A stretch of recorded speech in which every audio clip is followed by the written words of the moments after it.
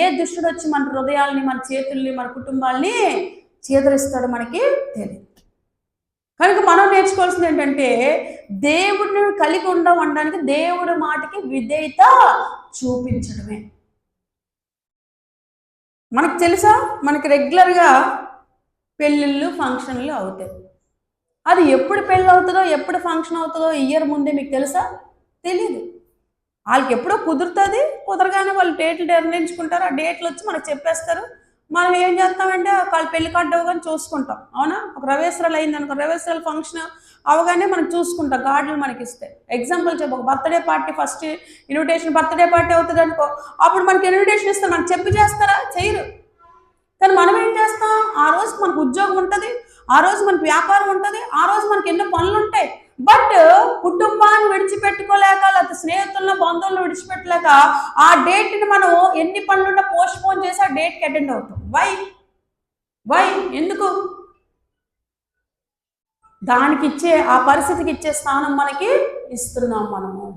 అలాగే దేనికి ఇవ్వాల్సిన స్థానం ఎలాగిస్తున్నామో మీ జీవితాల్లో దేవుడికి ఇవ్వాల్సిన స్థానం ఇవ్వాలనుకునే వాళ్ళు చప్పట్లు కూడా దేవుడు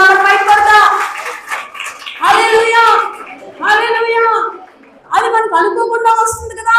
మరి అన్నిటిని ఎలా పోస్ట్పోన్ చేసుకున్నామో దేవుడికి ఇవ్వాల్సిన స్థానం ఇచ్చేస్తూ ఉంటే మనల్ని కర్మలోని, పాపంలోని నడిపించేటువంటి శక్తుల్ని మనం తెలియకుండానే వాటిని మనము ఏం చేయగలం? ఎదురాడి నడవగలము. ఎదురాడి నడిచినప్పుడు ఆశీర్వాదాలు మన ఇంటి ముందుకి వచ్చేస్తాయి. లేకపోతే మనం ఏమాత్రం దేవుని సందులో బలహీనం అయ్యామంటే మనం బలహీనం అవుతాం. అయినప్పుడు అప్ప చేయబట్టుకుని లాక్కెళ్ళి చిందబందగా చేసేస్తుంది.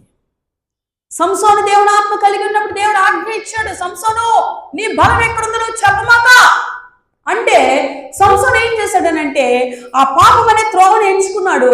ఆ త్రోవలో నడుచుకుంటూ వెళ్ళిపోతున్నాడు. ఎంతగా మునిగిపోయాడంటే ఆ పాపంలో ఆజ్ఞ మీరే అంత పాపంలో మునిగిపోయాడు. పిల్లలు ఎప్పుడైతే ఆ పాపంలో మునిగిపోయాడు, ఆ పాపం ఏం చేస్తుందంటే సంసోన్ని దేవుడు పక్కన పెట్టి మనిషికి విలువిచ్చే స్థితికి వచ్చేసాడు. సంసోన్ మనిషికి ఎప్పుడైతే విలువిచ్చేసి తన బలం ఎక్కడుందో, నువ్వు బలం ఎక్కడుందో చెప్పంటది.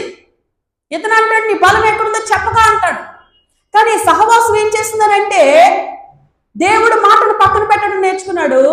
ఏమండి? దయ్యం మాటను వినడం ప్రారంభించి నా బలం ఫలాని చోటు ఉందని మూడోసారి రెండోసారి చెప్పినప్పటికీ అంతేనండి, మొత్తం అపవాదం ఏం చేస్తుందండి? ఈడ్చేసింది అతన్ని.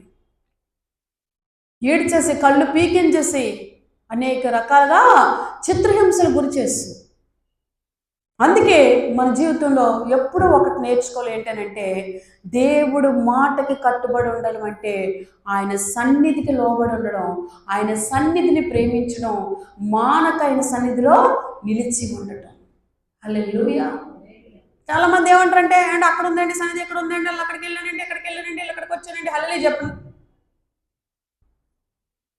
నీకు దేవుడు ఒక స్కూల్ చూపించాడు. ఆ స్కూల్లో నువ్వు కంటిన్యూ చదువుతున్నప్పుడు నువ్వేం చేయాలి? మానేసి ఇంకో స్కూల్లో 8th క్లాస్ స్టడీ ఏదో అవర్స్ అవుతుంది, అక్కడ వెళ్ళి కూర్చుండిపోతానంటే అవుతుందా? స్కూల్ పక్కన పెట్టాను, ట్యూషన్ అవుతాలుగా. ఒక ట్యూషన్లో జాయిన్ అయ్యాక ఇంకో ట్యూషన్ అందుబాటులో ఎక్కడైతే జరుగుతుందో అనుకోండి, వెళ్ళి కూర్చున్నట్టు స్టూడెంట్ మాస్టర్ ఒప్పుకుంటాడా? ఒప్పుకున్నా ఒకవేళ మనకి ఏమైనా అర్థమవుతుంది, అక్కడికి వచ్చింది ఆ సబ్జెక్ట్ ఇక్కడ వేరేగా చెప్పారు అనుకోండి, ఏం అర్థమవుతుంది మనకి? ఆలోచించండి. దేవుడికి స్తోత్రం కలుగును.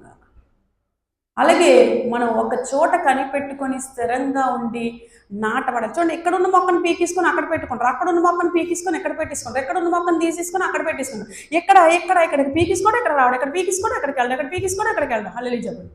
మొక్కకు బలం ఉంటుందా? బలం ఉంటుంది అన్నారు గట్టిగా, ఉండదు. ఒక చోట మొక్క నాటేమో అని అంటే ఆ మొక్కకి ఏం చేయాలి? అలా వదిలేసి రోజు నీరు పోస్తూ ఉంటే అది మంచి మందులు ఏం పెట్టాలి పెడితే పంట టైంలో మంచి పంటను ఇచ్చేస్తుంది.